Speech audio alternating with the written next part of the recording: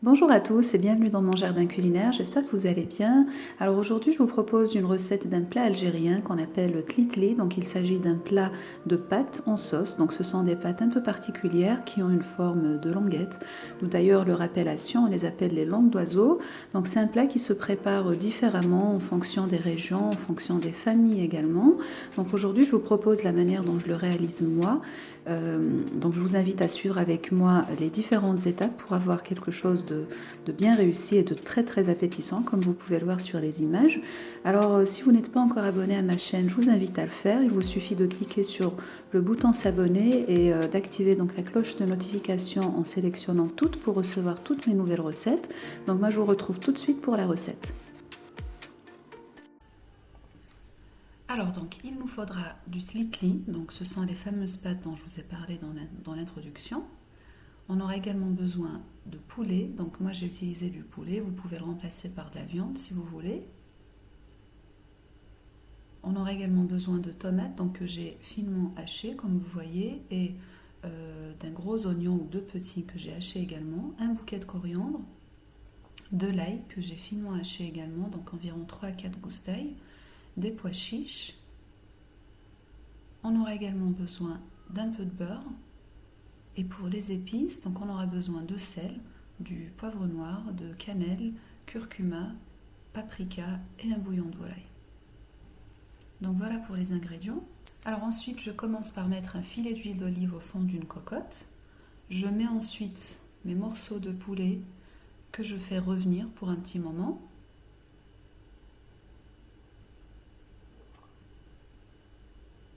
Donc on les fait revenir jusqu'à ce qu'ils commencent après à prendre une petite couleur dorée sur la surface. Ensuite, j'ajoute les oignons.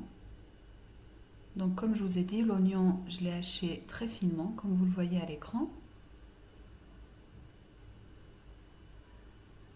Et je fais revenir l'oignon avec le poulet.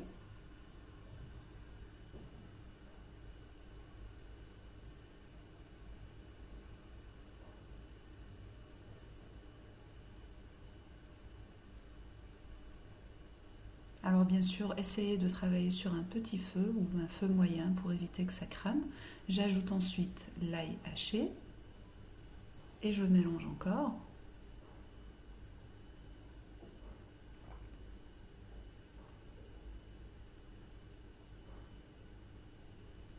Alors ensuite, une fois que j'ai bien fait revenir le poulet avec l'oignon et l'ail,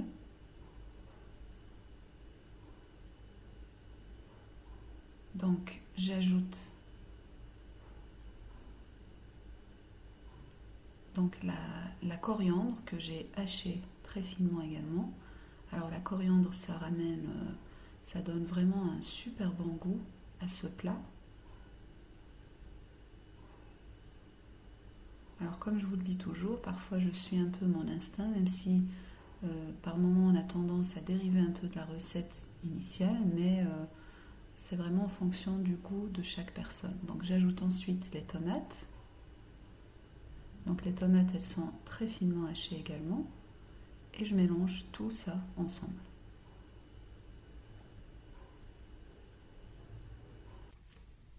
Alors ensuite, j'effrite un bouillon de volaille par-dessus.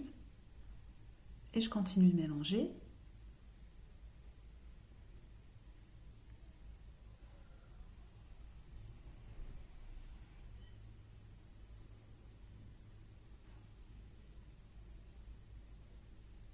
J'ajoute ensuite mes épices.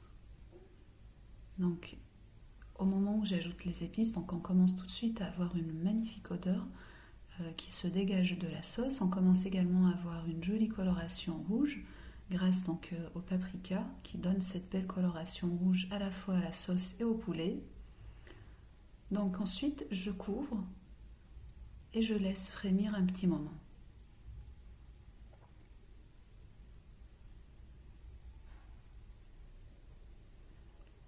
Alors vous voyez ici que ça frémit toujours. Donc ensuite j'ajoute donc une cuillère de concentré de tomate que j'ai préalablement dilué dans de l'eau chaude.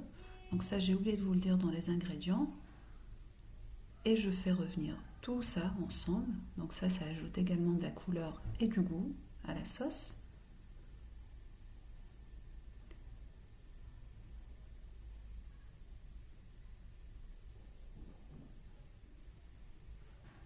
Ensuite, donc ce que je fais, j'ai pris le bol dans lequel j'ai haché les tomates et l'oignon, j'ai mis de l'eau chaude dedans pour récupérer tout ce qui restait et j'ai réalisé donc ma sauce. Donc j'ai saucé pour avoir donc une bonne sauce et on met donc l'eau à hauteur du poulet, donc vraiment de sorte à couvrir le poulet pour faciliter sa cuisson et pour éviter d'avoir trop de liquide non plus. Donc c'est pas l'objectif, c'est pas comme un couscous. L'idée c'est vraiment d'avoir une sauce mais sans qu'elle ne soit trop diluée non plus. Voilà, donc comme je vous ai dit, juste de sorte à couvrir le poulet. Et là, on ferme la cocotte et on laisse cuire pour un petit moment jusqu'à la cuisson totale de la viande, du poulet. Alors pendant ce temps-là, donc je prends mon bout de beurre, donc il faut compter environ 30 à 40 grammes à peu près. Donc je le mets sur une poêle. Je mets également un petit peu d'huile, l'équivalent d'une cuillère à soupe.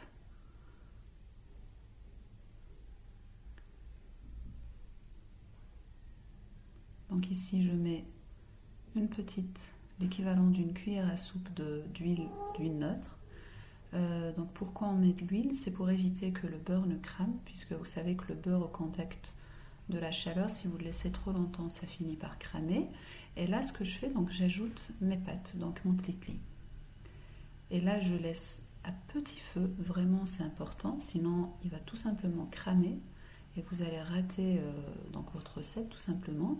Donc vous le faites revenir avec le beurre, vous le faites vraiment s'imprégner de beurre, donc ça ajoute du goût.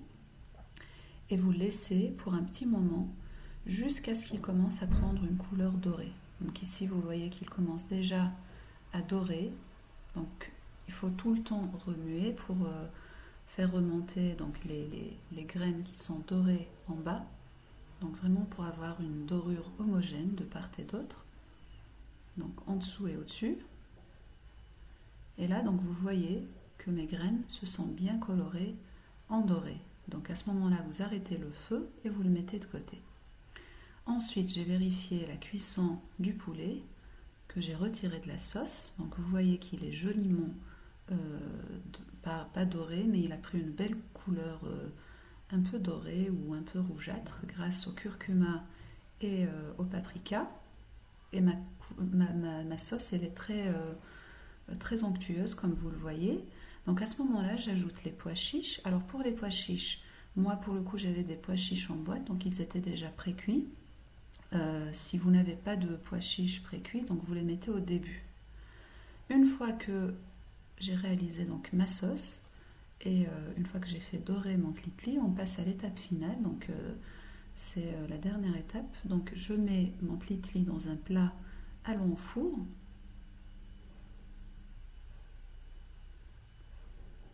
Alors donc je le répartis sur mon plat. Et là ce que je fais, je vais prendre tout simplement ma sauce que je commence à mettre par-dessus. Donc là, n'hésitez pas à y aller d'un coup, puisque de toute façon, il va finir par absorber toute la sauce. Vous allez voir, d'autant plus que ce sont des pâtes et qui ne sont pas pré-cuites, ni cuites à la vapeur par exemple.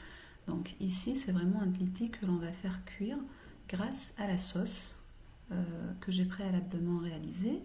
Donc ici, je l'immerge complètement dans de la sauce. Alors, à ce stade, je vais le mettre au four sans couverture. Donc je ne vais pas le couvrir dans un premier temps. Je le mets directement au four pour environ 10 minutes. Donc ici, je vais l'enfourner. Alors le four, c'est à peu près un four à 200 degrés. Ici, je l'ai sorti du four. Vous voyez qu'il a déjà absorbé donc une partie de la sauce. Donc ici, j'ai remis de la sauce une fois de plus. Donc la sauce, je vais la répartir uniformément, donc de façon homogène et de manière à immerger complètement le tlitli dans la sauce. Donc vous voyez que là, on a l'impression que ça flotte et vous allez voir qu'il va finir par tout absorber. Ensuite, je dispose mes poulets, donc mes morceaux de poulet sur la surface. Alors ça, c'est facultatif, si vous voulez que le tlitli s'imprègne davantage du goût du poulet, et vous allez voir que le poulet il va dorer également par après. Ensuite, on va couvrir d'un papier cuisson et d'un papier aluminium. Donc là, je vais refermer sur tous les côtés. Et ensuite, donc, je vais le remettre au four une deuxième fois, tout en continuant bien sûr de vérifier la cuisson à chaque fois. Donc ici, je l'ai ressorti.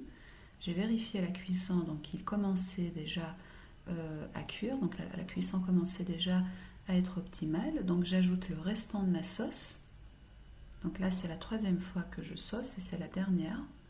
Donc je mets également un petit piment si vous voulez avoir un petit goût relevé. Donc le piment, je l'avais d'abord préalablement mis dans la sauce. Si vous voulez qu'il soit très fort en piment, vous pouvez le mettre déjà au début de la cuisson. Donc je l'ai remis au four et là quand je l'ai ressorti, donc vous voyez la belle texture qu'on obtient. Donc on obtient des graines qui sont bien séparées les unes des autres. Donc ça c'est déjà un bon point puisqu'il n'a pas collé et en même temps il n'a pas absorbé toute la sauce. Du coup donc on obtient quelque chose de bien juteux en bouche. Donc c'est une texture qui n'est ni trop liquide ni trop sèche non plus.